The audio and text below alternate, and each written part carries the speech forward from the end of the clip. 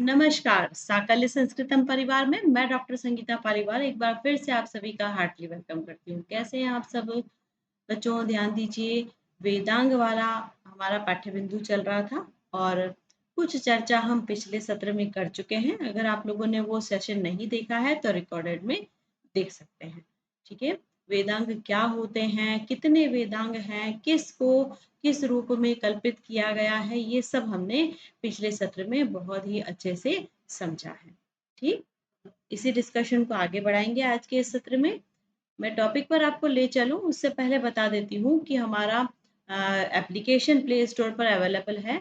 जी हाँ, आप direct play store पर साकल्य संस्कृतम नाम सर्च करके भी इसे इंस्टॉल कर सकते हैं और लिंक आपको डिस्क्रिप्शन में मिल जाएगा, तो आप लिंक से भी इसे डाउनलोड कर सकते हैं।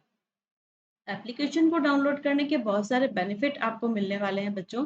Upcoming webinars, live from classrooms, upcoming courses जो हैं, क्रैश कोर्सेज या फिर प्रैक्टिस सेशंस, उन सभी का इंफॉर्मेशन आपको टाइम टू टाइम मिलेगा और उनका लाभ भी आप ले पाएंगे।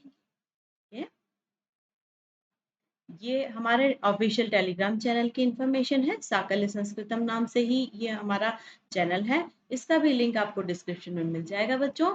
वैकेंसीज की अपडेट, फ्री नोट्स, क्लास की अपडेट और क्विजेस के लिए आप इस चैनल से जुड़ें ताकि आपको सारी सूचनाएं समय पर मिलती रहे। बच्चों मैं आपको बता देती हूँ, कुछ क्लासेस हमारी यूट्यूब पर होती हैं, कुछ क्लासेस अब एप्लीकेशन पर भी शुरू होने वाली हैं। तो आप लोग जल्दी से दोनों ही प्लेटफॉर्म से जुड़ जाइए, है ना। बहुत जल्दी लाइव क्लासेस हमारे एप्लीकेशन पर शुरू होने वाले हैं।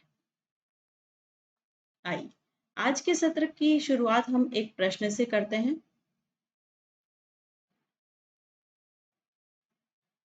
वेदांगों के विषय में आपने बहुत डिटेल पढ़ा ही होगा, कभी सेल्फ स्टडी भी किया होगा, है ना, और बुक्स के अंदर सफिशिएंट मैटर हमें मिल जाता है। लेकिन जिस तरीके से आज आप पढ़ने वाले हैं सारणीकरण के माध्यम से, लाइक नेवर बिफोर, आप कभी भी नहीं भूलेंगे।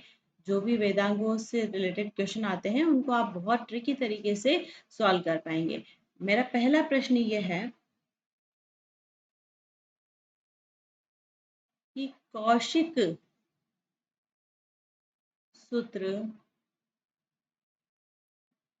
कौन सा कल्प है? मतलब कल्प के जो 4 भाग होते हैं उनमें से ये कौन सा है? मेरा प्रश्न ये है। शुल्ब सूत्र, श्रोत सूत्र, गृह्य सूत्र या धर्म सूत्र? क्या आपको सही लगता है विकल्प? सोच करके बताएं। कौशिक सूत्र कौन सा कल्प है? बच्चों ये जानकारी आपको बहुत सारे थ्योरेटिकल में बिखरी बिखरी सी मिलती है, लेकिन उसको हम एक जगह पर कलेक्ट करके जो पढ़ेंगे ना, उसके बाद आप इस तरह के प्रश्नों के उत्तर दे पाएंगे। आपका पहला प्रश्न जो मैंने यहाँ पूछा है, कौशिक सूत्र कौन सा कल्प है, तो बच्चों ये शुल्ब सूत्र नहीं है, ये श्रोत सूत्र भी नहीं है, यह धर्म सूत्र भी नहीं है। तो क्या है ये? गृह्य सूत्र। मेरा अगला प्रश्न इसी से संबंधी प्रश्न ये पूछा जा सकता है कि कौशिक गृह्य सूत्र, मैंने प्रश्न में ऐड कर दिया है, कौशिक गृह्य सूत्र कौन से वेद से संबंधित है? कौन से वेद से संबंधित है, मतलब यह किस वेद का है? ठीक है, मेरे विकल्प अब मैं लिख रही हूँ। ऋग्वेद, यजुर्वेद, सामवेद या अथर्ववेद। बच्चों ध्यान दीजिए, इस तरह के प्रश्नों में एक विकल्प और हो सकता है सभी वेद, चारों वेदों से, है ना। लेकिन मैं अभी यहाँ पर नहीं लिख रही हूँ क्योंकि ये एक ही वेद से संबंधित है। आपको कंफ्यूज करने के लिए एग्जामिनर ऐसा विकल्प दे सकता है कि सभी वेदों से, पर ऐसा नहीं है। कौशिक गृह्य सूत्र केवल एक ही वेद से संबंधित है। तो बच्चों इसका सही उत्तर क्या है? कौशिक गृह्य सूत्र अथर्ववेद का है। किसका है? अथर्ववेद का, है ना। ऋग्वेद का भी नहीं, यजुर्वेद का भी नहीं, सामवेद का भी नहीं, अथर्ववेद का। ओके बच्चों, ये हमारा प्रश्न हुआ। एक और प्रश्न करते हैं।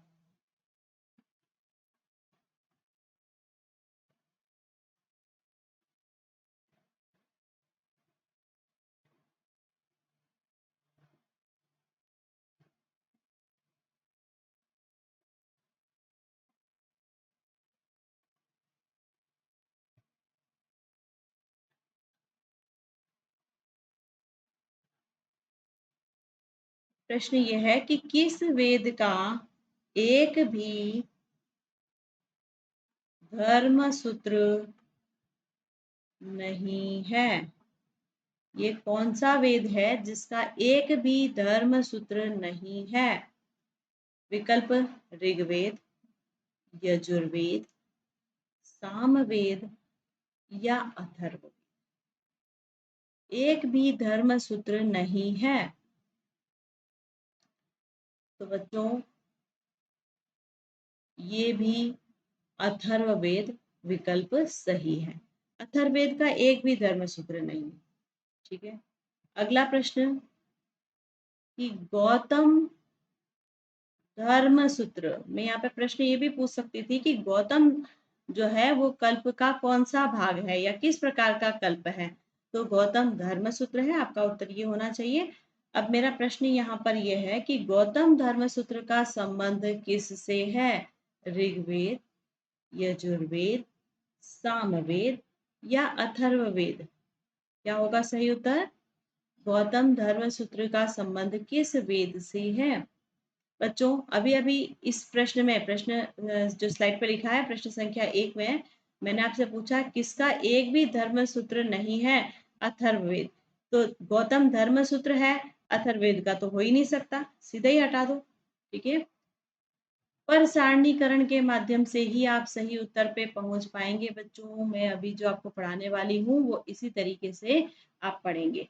ठीक है। ये सामवेद का धर्म सूत्र है। गौतम धर्म सूत्र किसका है? सामवेद का। ओके बच्चों, तो इन प्रश्नों से आपको थोड़ा थोड़ा आइडिया लग गया होगा कि वेदांगों से किस तरीके के प्रश्न आते हैं, है ना। चलिए, अब हम यहाँ पर इसे पढ़ने वाले हैं। बच्चों, कल्प के विषय में मैंने आपको पढ़ाना शुरू कर दिया था। हमने देखा था कि कल्प जो है वो कल्प सूत्रों में विविध प्रकार के अध्वर, संस्कार आदि का वर्णन प्राप्त होता है। मंत्रों में विविध कर्म, विनियोग और उनका प्रतिपादन मिलता है। कल्प सूत्र जो है वो 4 प्रकार से बांटे हुए हैं: श्रोत्र सूत्र, गृह्य सूत्र, धर्म सूत्र और शुल्ब सूत्र। ये हम पढ़ चुके। लेकिन आगे थोड़ा सा इनका डिटेल पढ़ लेते हैं, फिर मैं आपको टेबल से पढ़ा दूंगी ना, सारणी के माध्यम से हम पढ़ेंगे। श्रोत्र सूत्र क्या है? श्रोत्र सूत्रों में श्रुति प्रतिपादित 7 प्रकार के हवि यज्ञ, 7 प्रकार के सोम यज्ञ और 14 प्रकार के विविध विनियोग आदि यज्ञ का प्रतिपादन किया गया है। तो 7 प्रकार के हवि यज्ञ, 7 प्रकार के सोम यज्ञ और 14 प्रकार के विविध विनियोग बताए गए हैं। कहाँ पर? श्रोत्र सूत्रों में। यहाँ पर प्रमुख रूप से श्रोत्र सूत्र प्राप्त होते हैं: आशुलायन श्रोत्र सूत्र, शांखायन, बौधायन, आपस्तंभ, मानव, कात्यायन, लाट्यायन, द्रायायन, वेतान। ये श्रोत्र सूत्र हैं और उनमें से कुछ वेदों पर पूर्णतया आश्रित माने जाते हैं। ठीक है बच्चों, तो यहाँ पर आपने कितने सारे श्रोत्र सूत्रों के नाम पढ़े, पर अभी हमें ये यहाँ पर क्लियर नहीं हो रहा है कि कौन सा श्रोत्र सूत्र किस वेद से संबंधित है। आगे जाकर हम सारा कुछ डिटेल देखने वाले। अब देखते हैं दूसरा कल्प, गृह्य सूत्र। कल्प का दूसरा भाग गृह्य सूत्र। तो गृह्य सूत्रों में षोडश संस्कारों का वर्णन है, पंच महायज्ञों का वर्णन है, 7 प्रकार के पाक यज्ञों का वर्णन है और जो अन्य गृह कर्म होते हैं उनका विशेषतया वर्णन दिया गया है। गृह सूत्रों में ये सब कुछ प्रमुखतया प्राप्त होता है।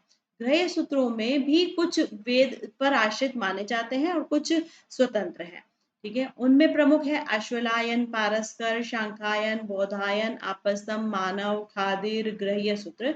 ये सभी गृह्य सूत्रों में प्रमुख माने जाते हैं। अगेन वही बात कहूंगी कि यहाँ पे बहुत सारे गृह सूत्रों के नाम आपको देखने को मिल रहे हैं, लेकिन इनमें ये नहीं पता चल रहा है कि कौन सा किस वेद से संबंधित है ना, या किस वेद का कौन सा गृह सूत्र होता है।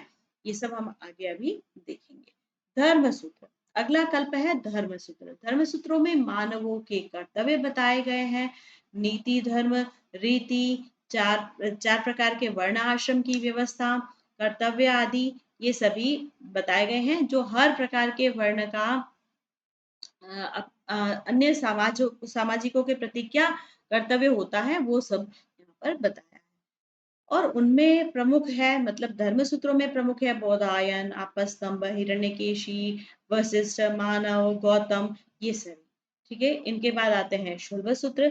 शुल्ब का अर्थ होता है रस्सी, यहीं पर समझ लीजिए शुल्ब का अर्थ क्या होता है, रस्सी। और रस्सी जो है वो वेदी निर्माण की प्रक्रिया में माप के लिए काम में ली जाती थी। बहुत महत्वपूर्ण बात यह है कि शुल्ब सूत्र केवल और केवल यजुर्वेद पर ही प्राप्त होते हैं, यजुर्वेद पर ही है ना। शुल्ब सूत्र अन्य वेदों पर नहीं है। तो यहाँ पर इस बात क्लियर हो गई कि शुल्ब सूत्र जो भी होगा उसका संबंध यजुर्वेद से ही होगा। अब यहाँ पे आपको एक बात याद रखनी पड़ेगी कि कुछ शुल्ब सूत्र कृष्ण यजुर्वेद से संबंधित होंगे, कुछ शुक्ल यजुर्वेद से संबंधित होंगे। वो थोड़ा सा ध्यान से पढ़ना पड़ेगा, बाकी आपको ज्यादा यहाँ कंफ्यूजन नहीं है क्योंकि शुल्ब सूत्र केवल और केवल यजुर्वेद पर ही है। ठीक है, तो शुल्ब सूत्रों में यज्ञ वेदी, उनके मान मतलब परिमाण, वेदी निर्माण विधि आदि सब वर्णित है। ठीक है, यहाँ पर मुख्य रूप से कात्यायन, शुल्ब सूत्र, मानव, बौधायन, आपस्तम, मैत्रायणी, वारा, वादुल आदि प्रमुखतया है। ठीक है, तो चारों प्रकार के कल्प हमने देख लिए। कौन कौन से, गृह्य सूत्र, शौत्र सूत्र, धर्म सूत्र, शुल्ब सूत्र। अब बच्चों ये है आपका सारणीकरण। वेदांगों को सारणीकरण के माध्यम से आप पढ़ेंगे लाइक नेवर बिफोर। आप इन चीजों को बहुत अच्छे से याद रख पाएंगे। जितनी बिखरी बिखरी चीजें हैं उनको एक जगह पर करके हमने ये टेबल बना दी है, और इस टेबल से आप जो पढ़ेंगे ना कभी नहीं भूलेंगे। ठीक है बच्चों, यहाँ पर आप देख पा रहे हैं वेदांग, मतलब सबसे पहला हम पढ़ेंगे शिक्षा वेदांग। शिक्षा क्या है, वेद पुरुष की नासिका, शिक्षा घ्राणम तु वेदस्य, ऐसा कहा ना। और यह शिक्षा ग्रंथ जो है ये चारों वेदों पर बने हैं। ध्यान से पढ़ें इसको, ये चारों वेदों पर बने हैं। सबसे पहले देख लें ऋग्वेद का शिक्षा ग्रंथ, पाणिनीय शिक्षा ग्रंथ ऋग्वेद का शिक्षा ग्रंथ है, मतलब ऋग्वेद पर आश्रित शिक्षा ग्रंथ कौन सा है, पाणिनीय शिक्षा। ठीक है, इसके बाद यजुर्वेद पर याज्ञवल्क्य, व्यास, वशिष्ठीय, भारद्वाज और मांडव्य। बच्चों ध्यान दीजिए, यहीं पे मैं आपको बता देती हूँ यजुर्वेद पर जितने भी वेदांग आप देखेंगे वो ज्यादा ही होंगे संख्या में, है ना। जबकि ऋग्वेद, सामवेद और अथर्ववेद में कुछ कुछ लिमिटेड चीजें आपको देखने को मिलेंगी। यजुर्वेद में ज्यादा नाम है तो उसको आप डाइवर्ट करके, मतलब शुक्ल यजुर्वेद, कृष्ण यजुर्वेद का ऐसे डाइवर्शन करके पढ़ेंगे। यहाँ पर कोई डाइवर्शन नहीं दिया है। यजुर्वेद में कुल शिक्षा ग्रंथों के नाम आपको दे दिए, कौन कौन से, एक बार फिर से पढ़िए। याज्ञवल्क्य शिक्षा ग्रंथ, व्यास शिक्षा ग्रंथ, वशिष्ठीय शिक्षा ग्रंथ, भारद्वाज शिक्षा ग्रंथ और मांडव्य शिक्षा ग्रंथ, ये सभी क्या है, शिक्षा ग्रंथ। ठीक है, शिक्षा ग्रंथ आपने पढ़ लिए सभी वेदों के। अभी इनको ध्यान से देख लीजिए, 1 मिनट का टाइम मैं आपको दे रही हूँ, पढ़िए अच्छे से।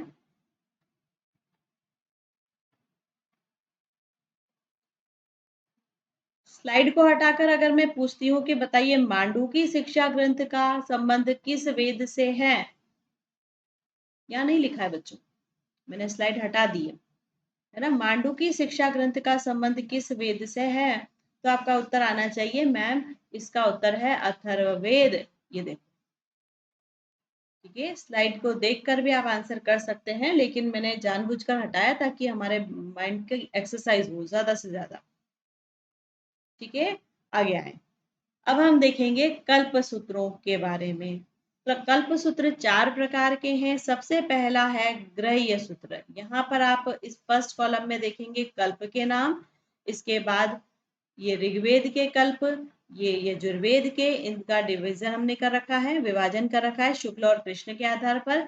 फिर सामवेद के कल्प, मतलब सामवेद के ग्रह सूत्र और अथर्वेद के ग्रह सूत्र। तो यहाँ पे स्लाइड पे आपको सभी ग्रह सूत्र ही नजर आ रहे हैं बच्चों, कोई कंफ्यूजन नहीं होना चाहिए, ग्रह सूत्रों को अब पढ़ रहे हैं। ठीक है, सबसे पहले ऋग्वेद के ग्रह सूत्र, अश्वलायन, शांखायन, कौशितकी। इजी है, ऋग्वेद की शाखाओं के नाम पता है ना, बस उनसे ही ये नामकरण इनका हो गया है। ऋग्वेद पर आश्रित ग्रह सूत्र कौन कौन से? अश्वलायन, शांखायन, कौशितकी। डन। इसके बाद है यजुर्वेद। यजुर्वेद का विभाजन शुक्ल और कृष्ण दो विभागों में हुआ है। शुक्ल यजुर्वेद का एक ही है, कौन सा? पारस्कर। कौन सा है? पारस्कर। कृष्ण यजुर्वेद का, ये कृष्ण यजुर्वेद के ग्रह सूत्र हैं, इतने सारे नाम सब पढ़ने ही पड़ेंगे क्योंकि है बच्चों, है ना। बौधायन, आपस्तम, हिरण्यकेशी, भारद्वाज, काठक, वैखानस, मानव। डन। इन नामों को आप एक दो बार पढ़ोगे, दो चार बार आंखों के आगे से निकलेगा, वैसे ही इजी हो जाएगा।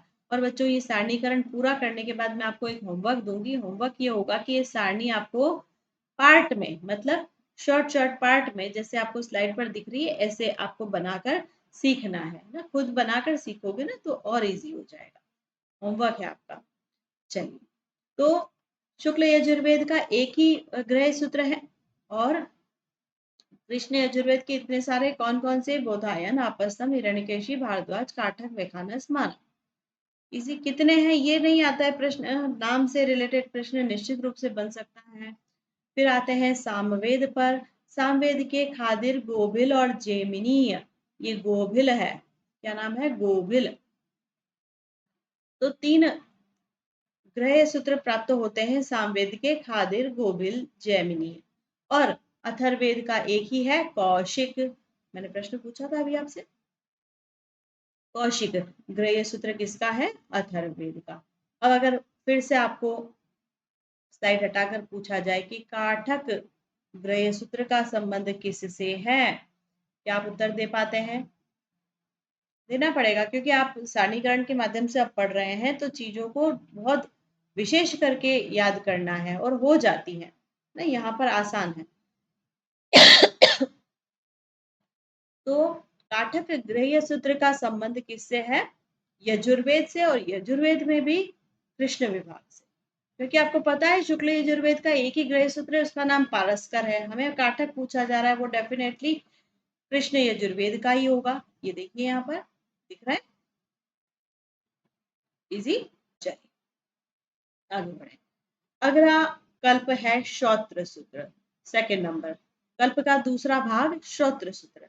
ऋग्वेद के श्रोत्र सूत्र अश्वलायन, शांखायन, कौशितकी। इजी, वापिस वो के वही नाम आ गए जो हमने ग्रह सूत्र में देखे थे। अश्वलायन, शांखायन, कौशितकी, यही तीनों नाम थे ऋग्वेद के ग्रह सूत्रों में।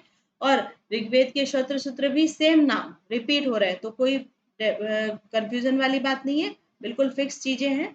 अब आते हैं यजुर्वेद पे। यजुर्वेद का पहला विभाग शुक्ल, इसमें भी वापस वही ग्रह सूत्र पारस्कर था, बस इसका अपर नाम कात्यायन है, ये याद रख लेना। ठीक है, कात्यायन, इसको याद रख लेना। फिर आता है कृष्ण विभाग। कृष्ण विभाग के अगेन बहुत सारे शस्त्र सूत्र हैं, वहां पर भी बहुत सारे नाम थे, ग्रह सूत्रों में भी, यहाँ पर भी बहुत सारे, पर कहीं कहीं पर नाम रिपीट होंगे, इसलिए आपके लिए इजी है, आपको टेंशन लेने की जरूरत नहीं है। यहाँ पे कुछ चीजें रिपीट होगी, कुछ नहीं आएंगी। पढ़ते हैं क्या है कृष्ण यजुर्वेद के शस्त्र सूत्र। आपस्तंभ, बोधायन, हिरण्यकेशी, भारद्वाज, वैखानस, मानव, मैत्रायणी, वाराह, वादुल। पढ़ करके लग रहा है ना कि कुछ चीजें रिपीट है। अब आपको एक काम करना है कि वहां से यहाँ पे क्या रिपीट हुआ है उनको साथ में लिख लेना, और क्या अलग है उनको थोड़ा सा नीचे की तरफ लिख लेना। ठीक है, तो ये हो गए आपके कृष्ण यजुर्वेद के श्रोत्र सूत्र। अब आते हैं सामवेद के श्रोत्र सूत्रों पर। सामवेद के श्रोत्र सूत्र हमने ग्रह सूत्र में देखा था, खादिर, गोभिल, जेमिनीय। तो खादिर, जेमिनीय रिपीट हो रहा है, गोभिल नहीं है।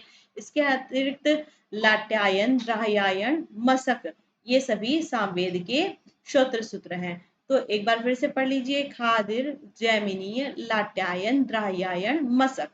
ठीक है, इसके बाद आते हैं अथर्ववेद के शस्त्र सूत्रों पर। अथर्ववेद का एक ही शस्त्र सूत्र है, इसका नाम है वैतान। वैतान शस्त्र सूत्र का संबंध किससे है, प्रश्न पूछा जा सकता है बच्चों, तो कंफ्यूजन नहीं होना चाहिए। वैतान अथर्ववेद से संबंधित है ना, सीधा ही। आगे आते हैं। कल्प सूत्रों का अगला चौथा भाग है धर्म सूत्र, सॉरी तीसरा, धर्म सूत्र। धर्म सूत्र भी ऋग्वेद के हैं। देखो ऋग्वेद का है वशिष्ठ और विष्णु, ये दो हैं बच्चों, कोमा लगा देंगे यहाँ पर, वशिष्ठ और विष्णु। इसके बाद यजुर्वेद, यजुर्वेद में फिर से वही विभाग, शुक्ल और कृष्ण। शुक्ल यजुर्वेद में दो धर्म सूत्र आपको दिखेंगे, हारीत और शंख, याद रखिएगा, हारीत और शंख। कृष्ण विभाग में तीन धर्म सूत्र मिलते हैं, बोधायन, आपस्तंभ और मानव। बोधायन, आपस्तंभ, मानव। फिर आता है सामवेद के धर्म सूत्रों पर। सामवेद का एक ही धर्म सूत्र है, कौन सा, गौतम, याद रखेंगे, गौतम। और अथर्ववेद का एक भी धर्म सूत्र नहीं है। ये प्रश्न मैंने पूछा था अभी, है ना, सारणीकरण से आप पढ़ोगे ना तो कभी गलती नहीं होगी, आप सीधा सही उत्तर पे पहुंच जाएंगे। अथर्ववेद का एक भी धर्म सूत्र नहीं है। धर्म सूत्र सामवेद का एक है, गौतम। ऋग्वेद के दो हैं, वशिष्ठ, विष्णु। शुक्ल यजुर्वेद में दो हैं, हारीत और शंख। कृष्ण यजुर्वेद में तीन है, बोधायन, आपस्तंभ, मानव। ठीक है, नाम तो रिपीट हो ही रहे हैं, आपको समझ में आ रहा होगा, है ना। कहीं कहीं पर नए नाम भी आ रहे हैं, कहीं पर रिपीट हो रहा है। धर्म सूत्रों का कुल मिलाकर के जो भी हमने डिस्कशन किया बहुत ज्यादा नहीं है, बहुत ज्यादा फैला हुआ नहीं है, छोटे छोटा ही है। ठीक है, अब आते हैं चौथे कल्प पर। हमारे कल्प का चौथा भाग है क्या, शुल्ब सूत्र। शुल्ब, मैंने बताया था शुल्ब का अर्थ है रस्सी। शुल्ब का अर्थ क्या होता है, रस्सी। रस्सी किसके लिए काम आती थी, यज्ञ वेदी निर्माण के लिए, माप के लिए, यज्ञ वेदी का जो माप होता था उसके माप के लिए रस्सी का काम लिया जाता था। तो यज्ञों की बात केवल यजुर्वेद में होती है, ऋग्वेद में नहीं, सामवेद में नहीं, अथर्ववेद में नहीं। ठीक है, यज्ञ की बात केवल यजुर्वेद में है। तो शुक्ल यजुर्वेद का कात्यायन केवल एक ही शुल्ब सूत्र है। ठीक है, इसके बाद कृष्ण यजुर्वेद के बोधायन, आपस्तंभ, मानव, मैत्रायणी, वाराह, वाधूल।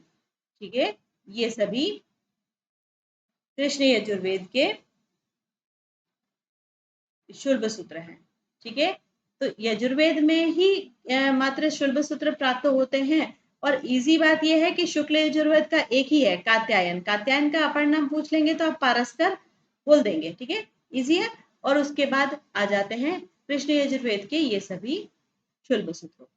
ओके, तो बच्चों यहाँ तक आप लोगों को अच्छे से समझ में आ गया कि वेदांगों को कैसे हमें बेस्ट तरीके से पढ़ना है।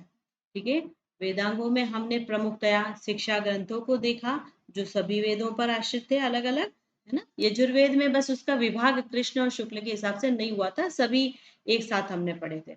उसके बाद हमने कल्प सूत्रों को देखा। कल्प सूत्र 4 प्रकार के थे और वो भी सभी वेदों पर आश्रित थे।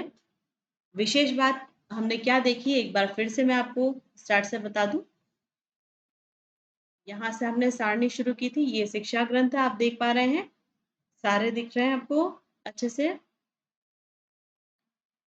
वेदों पर कौन सा शिक्षा ग्रंथ आश्रित है, बच्चों बहुत ध्यान से देखना क्योंकि अभी मैं आपको वन वन लाइनर क्वेश्चंस करवाने वाली हूँ। ठीक है, ये ग्रह्य सूत्र है, कल्प सूत्रों का पहला भाग। सभी में आप एक विशेष बात देख रहे हैं कि यजुर्वेद के जो कृष्ण विभाग है इसमें बहुत सारे नाम हैं, इसमें ज्यादा नाम है। ठीक है, पर अच्छी बात यह है कि ये नाम बार बार रिपीट होते हैं, हम इन चीजों को जब बार बार दोहरान करते हैं तो आसान हो जाता है। ये शस्त्र सूत्र आपके, यहाँ पर भी कृष्ण यजुर्वेद में बहुत सारे नाम हैं। धर्मसूत्र, धर्मसूत्रों में अथर्ववेद में एक भी नाम नहीं है। ऋग्वेद में दो नाम है, वशिष्ठ, विष्णु। सामवेद में एक नाम है, गौतम। शुक्ल यजुर्वेद में दो नाम है, हारीत, कृष्ण। और कृष्ण सॉरी हारीत और शंख। कृष्ण यजुर्वेद में बोधायन, आपस्तंभ और मानव। ठीक है, इसके बाद आते हैं ये शुल्ब सूत्र पर। ओके बच्चों, तो होप सो आप लोगों को बहुत अच्छे से समझ में आया होगा। अब हम करने वाले हैं कुछ वन वन लाइनर क्वेश्चंस। मैं यहाँ पे प्रश्न लिख रही हूँ, आप लोगों को इनके उत्तर लिखने हैं सीधा ही। अपने हैंड रिटन नोट्स को आप प्रिपेयर कर रहे हैं ना बच्चों, साथ साथ में?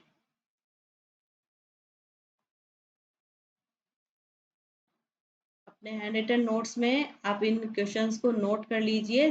अधिकतम संभावनाओं के साथ ये प्रश्न बनते हैं, ठीक है?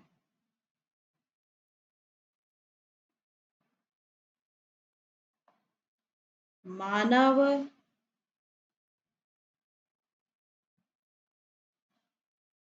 शौत्र सूत्र, बच्चों ध्यान दीजिए, मानव नाम का शौत्र सूत्र भी है, गृह्य सूत्र भी है, धर्म सूत्र भी है और शुल्ब सूत्र भी है। ठीक है, तो चारों नाम लिख देती हूँ मैं, शौत्र सूत्र, गृह्य सूत्र, धर्म सूत्र और शुल्ब सूत्र। मानव कल्प का संबंध किस वेद से है? मानव कल्प का संबंध किस वेद से है? आपको प्रश्न पूछा जा सकता है मानव शौत्र सूत्र या मानव गृह्य सूत्र। मैंने आपको बता दिया, मानव नाम के ये सभी कल्प हैं। ठीक है, आपको इसका उत्तर लिखना है आगे। वैतान शौत्र सूत्र का संबंध किस वेद से है? मैंने ये वाला डू वाला साइन किया है, आप समझ जाएंगे यहाँ क्या लिखना है। ठीक है, वैतान शौत्र सूत्र का संबंध किस वेद से है? राइट। अगला प्रश्न, वशिष्ठ विष्णु धर्म सूत्रों का संबंध किस वेद से है? ठीक है, अगेन डू वाला साइन किया है, आप यहाँ पर इसको पूरा लिखेंगे। आपको शॉर्टकट काम नहीं करना है बच्चों, पूरा लिखना है। वशिष्ठ विष्णु धर्म सूत्रों का संबंध किस वेद से है? ठीक है, अगला प्रश्न,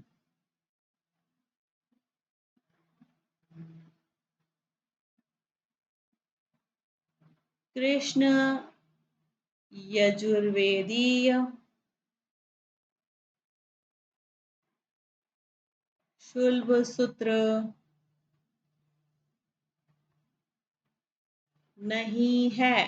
प्रश्न मैंने पूछा, कृष्ण यजुर्वेदीय शुल्ब सूत्र नहीं है। ठीक है, विकल्प मैं लिख रही हूँ, आप लोगों को भी लिख लेना है। बोधायन ए विकल्प, बी विकल्प कात्यायन, सी विकल्प मैत्रायणी, डी विकल्प वाधूल। ठीक है, इनमें से कौन सा शुल्ब सूत्र कृष्ण यजुर्वेदीय नहीं है? ठीक है, अगला, शुल्ब सूत्र किस वेद से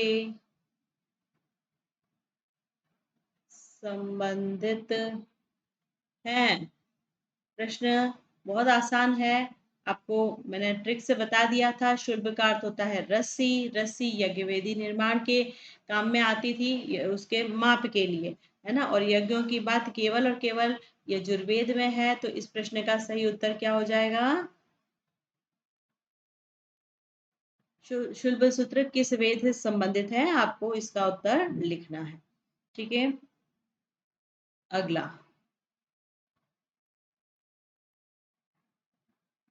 गौतम धर्म सूत्र का संबंध किस वेद से है? गौतम धर्म सूत्र का संबंध किस वेद से है? ठीक है,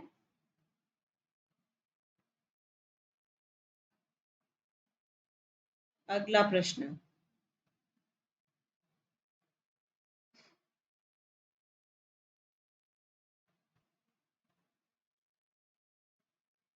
भारद्वाज शिक्षा ग्रंथ किस वेद से संबंधित है? भारद्वाज शिक्षा ग्रंथ किस वेद से संबंधित है? यहाँ पे आपको केवल वेद का नाम नहीं लिखना है, उसके विभाग का नाम भी लिखना है। तो आइडिया लग गया, हिंट आ गया कि कौन सा इसका सही उत्तर होगा। ठीक है,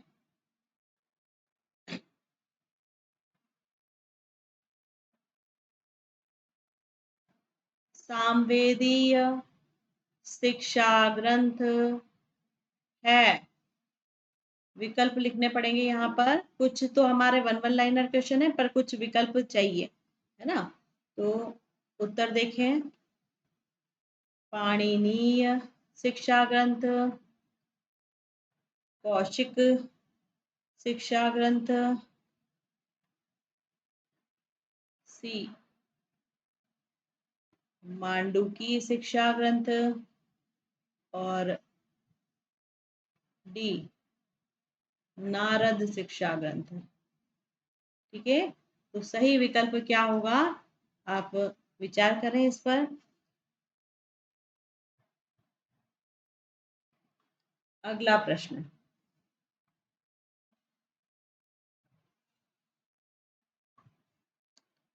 शिक्षा ग्रंथ नहीं है। मैंने प्रश्न पूछा, शिक्षा ग्रंथ नहीं है, यहाँ पर भी विकल्पों की आवश्यकता होगी। देखें, याज्ञवल्क्य,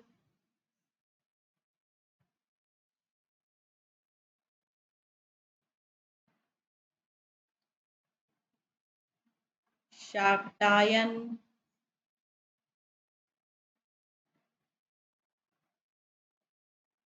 जैमिनीय,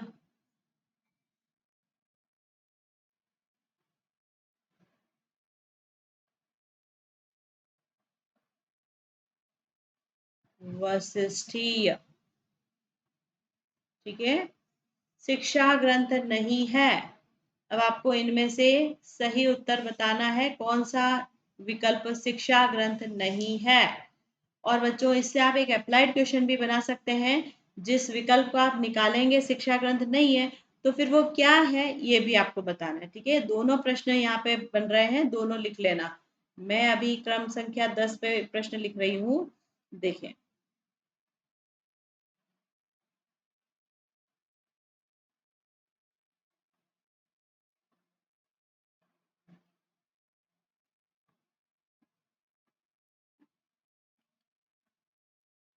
कल्प सूत्र नहीं है। मैंने प्रश्न पूछा, कल्प सूत्र नहीं है, इसके विकल्प में लिख रही हूँ ए, बी, सी और डी। ठीक है, इस तरीके से लिखे जाएंगे इसके विकल्प। कल्प सूत्र नहीं है, नाम देखें, खादिर, कौशिक,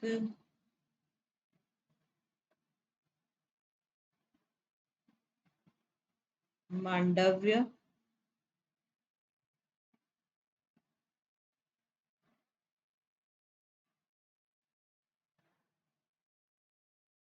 हिरण्यकेशी।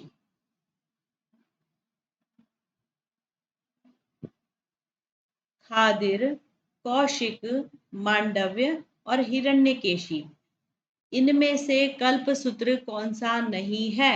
एटलीस्ट ये तो पता होना चाहिए कि इनमें कल्प सूत्र कौन कौन से हैं। ठीक है, तो आपको एक विकल्प को निकालना है जो कल्प सूत्र नहीं है। अगेन एक अप्लाइड क्वेश्चन बन गया, जैसे प्रश्न संख्या 9 में बना था। जो आप विकल्प निकालेंगे ये कल्प सूत्र नहीं है, तो आपको ये बताना है कि ये कौन सा सूत्र है। ठीक है, ये कौन सा सूत्र है।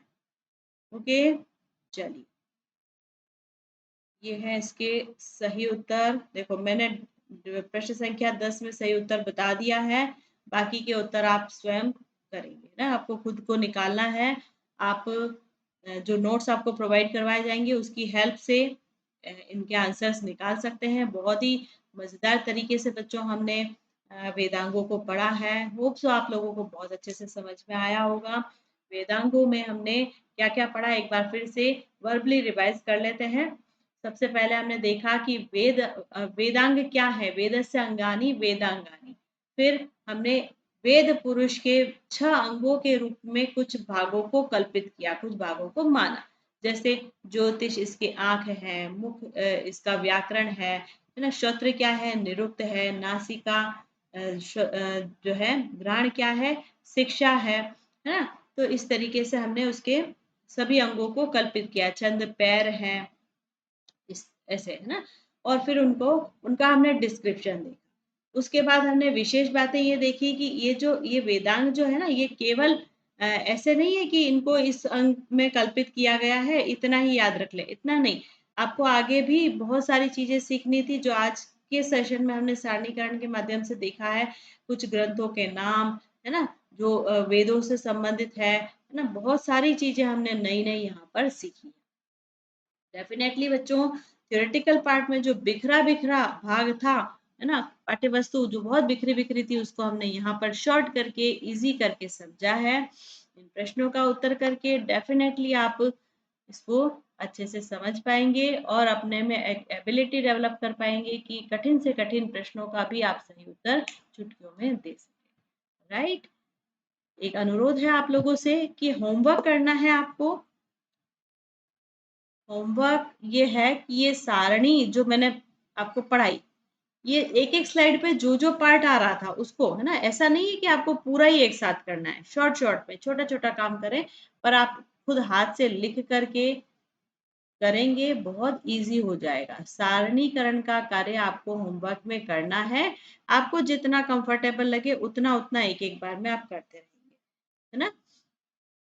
ये बात। दूसरी बात ये है कि आपको ये क्लास कितने भी अच्छे से समझ में आ गई, आप रिकॉर्डेड में थोड़ा सा स्पीड बढ़ाकर एक बार फिर से ज़रूर देखें, ताकि ये बहुत आपके लिए आसान हो जाए।